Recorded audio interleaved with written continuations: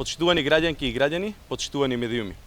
ВМРО-ДПМН и Христијан Мицкоски на предстојните локални избори пред граѓаните нудат стари, препознаени кадри од времето на режимот на Никола Груевски. И со таквата понуда ги потценуваат граѓаните. Со оваа нивна понуда, ВМРО-ДПМН докажува дека во нивната партија нема ништо ново.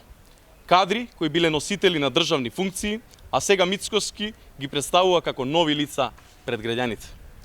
Но во понудата на Мицкоски и ВМРО-ДПМН има и лица за кои постојат сомневања дека сториле кривични дела, а има и такви со судски пресуди.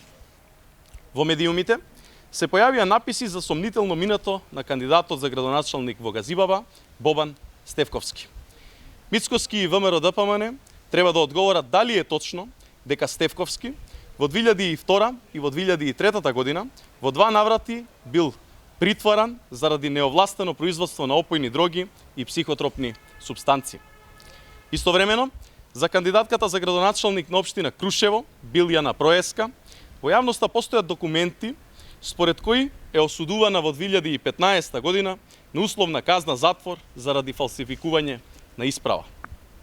Пресуда со условна казна за учество во тепачка има и за кандидатот за градоначалник на Бутел, Дарко Костовски. Ова почитувани е доказ дека во ВМРО-ДПМН, предводена од Мицкоски, не е поместена ниту милиметар од режимско-насилничката матрица. Со ваква понуда на лица кои во најмала рака имаат проблематично минато, со ваквиот поценувачки однос кон сопствените граѓани, ВМРО-ДПМН и Мицкоски ги очекува нов пораз и во Газибаба, и во Крушево, и во Бутел, но и низ целата држава. Граѓаните не сакаат осудени лица. Лица кои имале проблем со законот, да ги водат нивните општини. Граѓаните се против враќање во режим и насилство. Граѓаните и на овие избори ќе застанат зад концептот на СДСМ и коалицијата, затоа што знаат дека само така можно е да продолжи напредокот и развојот на државите и општините. Ви благодарам.